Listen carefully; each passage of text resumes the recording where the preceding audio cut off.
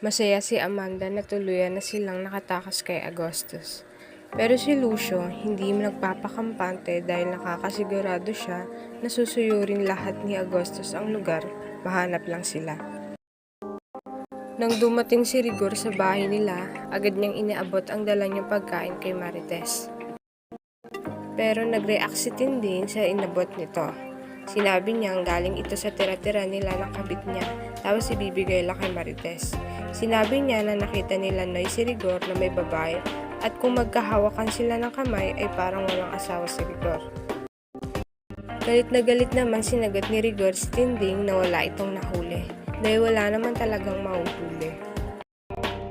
Kahit malayo sa usapan, ang kasalanan ni Rigor ay agad niyang binaliwala nang maisingit niya na isa sa naengkwentro nila ng mga suspect ay tinawag na tanggol.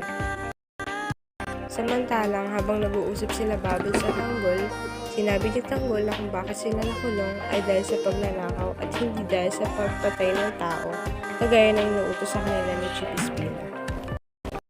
Si Bubbles, kahit na ayaw niya ang ginagawa niya, kilala na niya kung anong klaseng tao si Chip Espina, dahil kung hindi sila makabalik bukas sa bilibid, si Chip Espina mismo ang maghahanap at papatay sa kanila.